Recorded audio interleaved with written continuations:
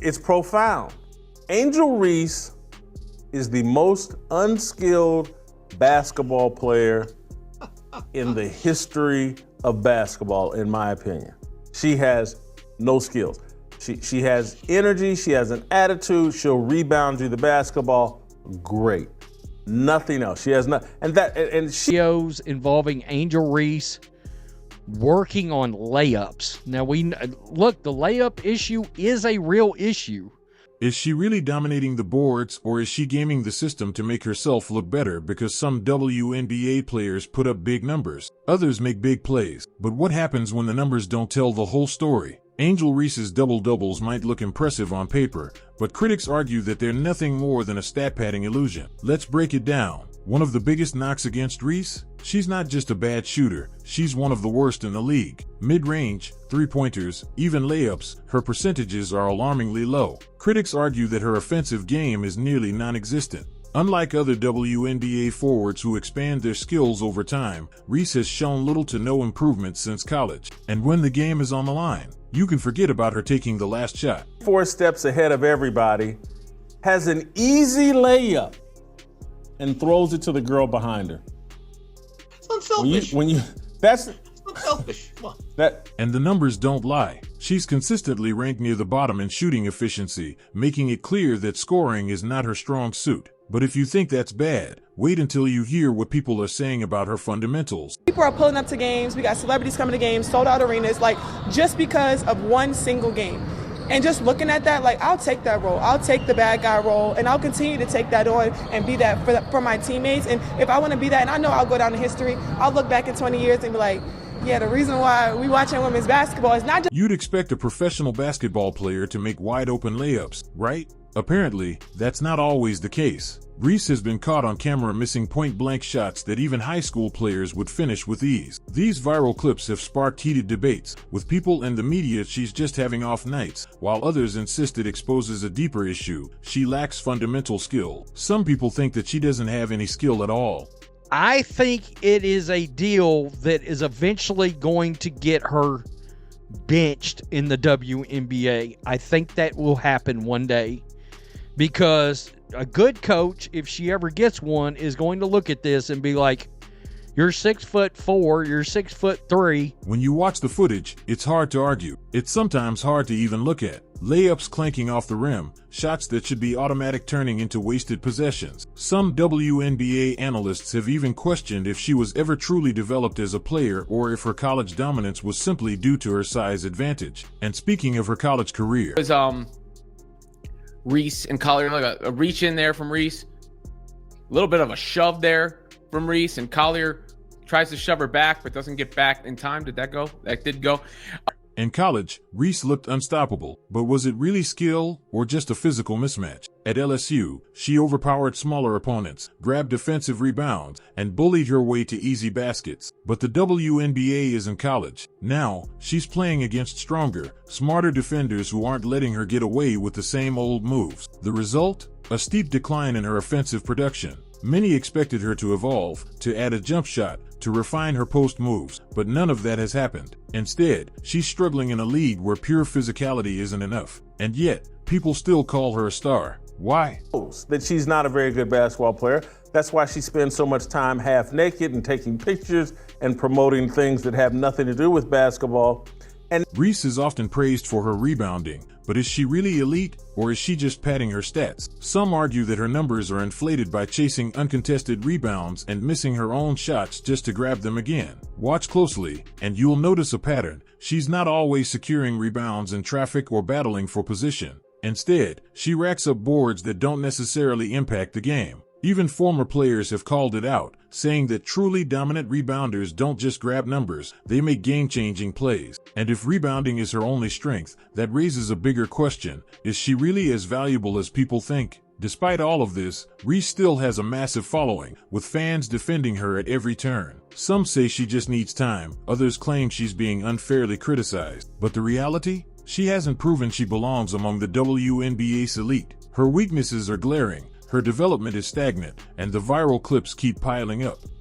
We can say she played a great game, but rebounding, getting second chance points, yeah. But she's so limited offensively. She's on her left side, but they never let her go. So why does the hype continue? Is it marketing? Personality? Or is everyone just afraid to admit the truth? One thing's for sure, her game is under the microscope, and as the season goes on, the excuses will only get harder to make. On the surface, Reese's rebounding stats seem elite. She racks up double-doubles at an impressive rate, often grabbing 10-plus boards per game. But when you look closer, something doesn't add up. Critics claim that a huge chunk of her rebounds come from her own missed shots, sometimes missing multiple times in a row just to grab the board again.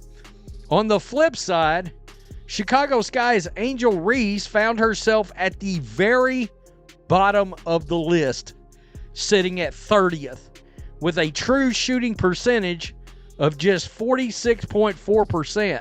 And the footage doesn't lie. Over and over, she takes easy shots, watches them bounce off the rim, then immediately snags the rebound. Instead of finishing strong, she's padding her numbers. And this isn't just an occasional mistake, it's a pattern. But this isn't where the criticism ends. In fact, some believe it's even worse than just chasing stats. Great players thrive under pressure, making the big plays when it counts. Reese, on the other hand, seems to use missed shots as an opportunity. Instead of adjusting her form or improving her shooting efficiency, she repeatedly throws up weak attempts, knowing she can grab the rebound and boost her stats. The tweet embedded there.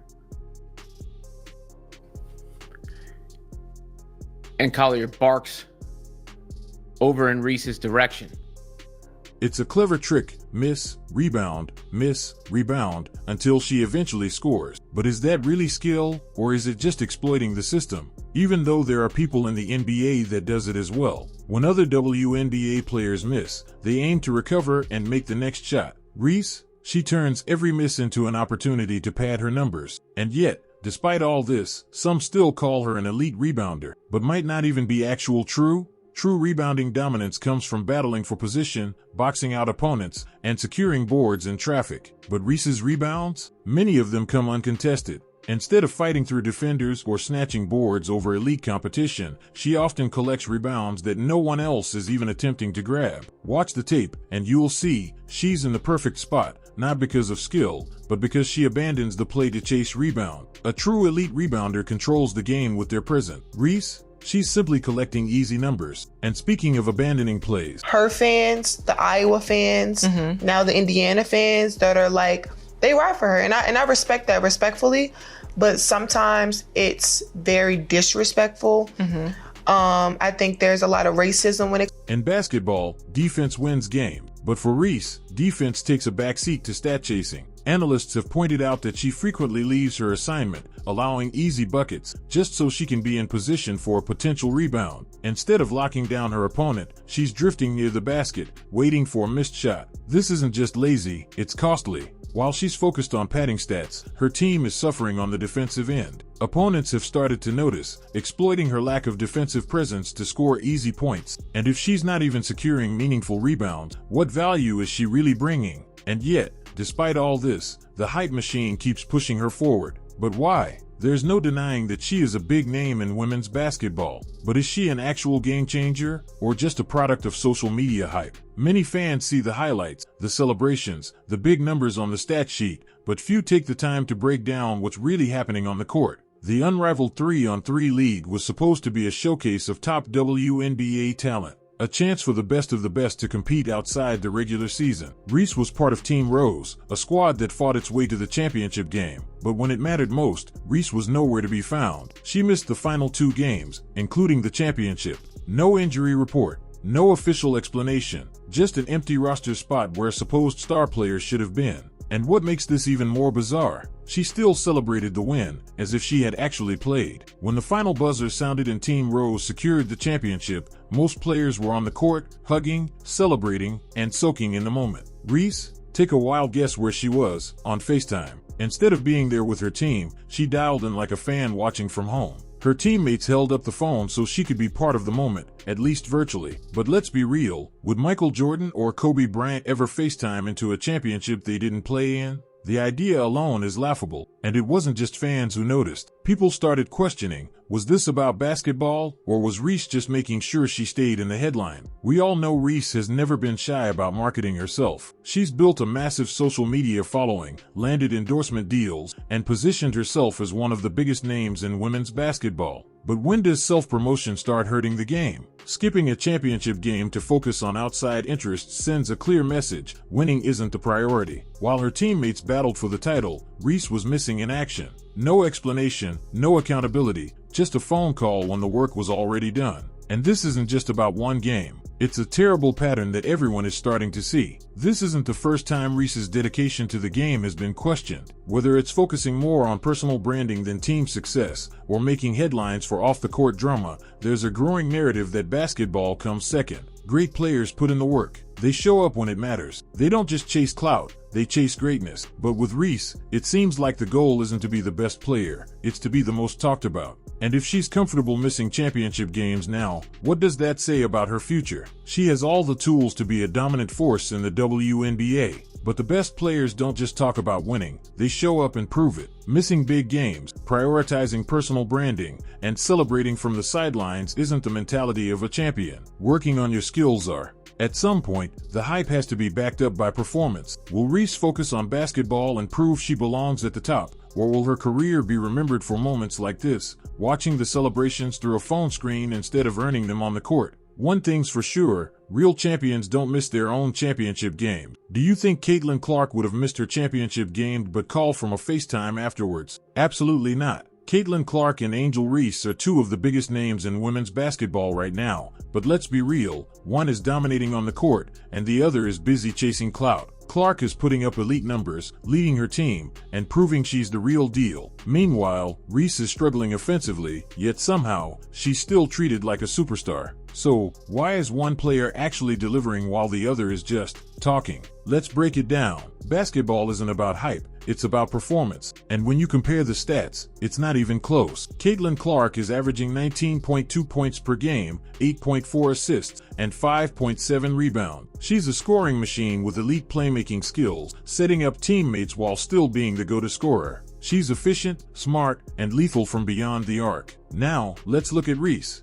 Her offensive game? Inconsistent, inefficient, and heavily reliant on rebounds instead of actual skill. She struggles to create her own shot. Her shooting percentage is nothing special, and outside of putbacks and layups, she's got no real offensive arsenal. Yet, somehow, both of these players are talked about like they're on the same level. How? The biggest difference between these two players? One puts in the work, the other puts on a show. Clark spends hours perfecting her shot, improving her footwork, and studying the game. That's why she makes deep three-pointers look effortless and why her court vision is on another level. Reese, on the other hand, is more focused on her brand. She's got sponsorships, social media engagements, and endless self-promotion, but where's the improvement on the court? It's easy to build a following off of controversy, but when the game starts, there's no filter, no edits, no brand deals, just skill. And that's where Clark leaves Reese in the dust. And what happens when the game isn't going Reese's way? That's when the excuses start rolling in.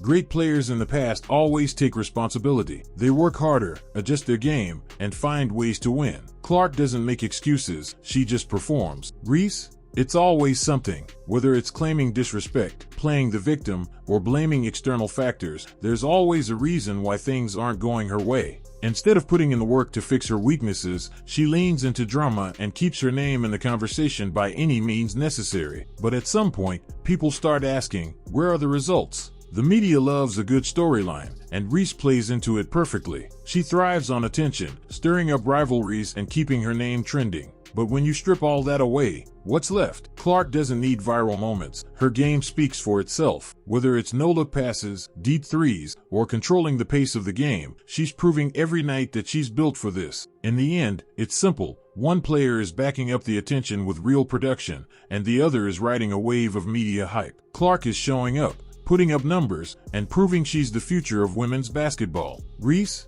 She's still trying to convince people she belongs in that conversation. At some point, the game exposes the truth, And right now, it's clear, Caitlin Clark is the real deal, and Angel Reese is just playing pretend. Hype sells. That's why some athletes get endless media attention, whether they deserve it or not. The media loves a marketable star. Drama, personality, and social media presence all help boost a player's profile, sometimes more than actual talent. Reese fits the mold perfectly. She knows how to keep her name trending, and the media eats it up. But here's the problem. The more they hype her, the more they ignore players who are actually dominating the game. Meanwhile, players with better skills, stronger work ethic, and actual results don't get nearly the same coverage. The hype machine is in full effect, and Reese is at the center of it. While the media fixates on Reese, other players are outworking, outscoring, and outperforming her. But you don't see them getting the same constant headline. There are athletes with better stats, stronger fundamentals, and a real commitment to the game,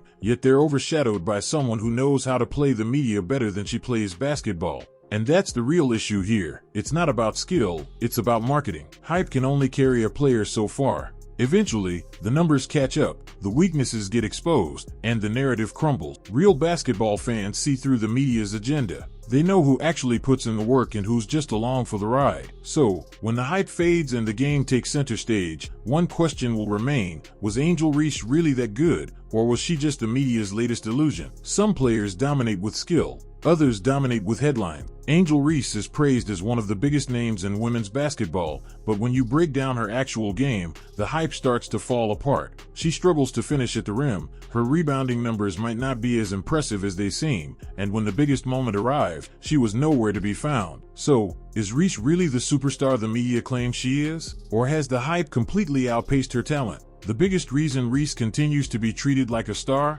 The media refuses to be honest about her game. Instead of critiquing her weaknesses, they promote the illusion that she's at the top of the sport. Meanwhile, actual hardworking, skilled players who deliver results are overshadowed. It's not about talent anymore. It's about who can generate the most clicks, the most reactions, and the most controversy. And Reese? She's mastered that game. The hard truth is that there shouldn't be a comparison. Caitlin Clark and Angel Reese represent two completely different paths. One built a legacy through skill, dedication, and game-changing performances. The other? Through headlines, social media, and selective marketing. At some point, the hype won't be enough. When the lights dim and the cameras fade, the truth will be clear. Was Angel Reese ever really that good, or was she just the biggest product of a broken sports media system? With that said, thanks for watching, and until next time.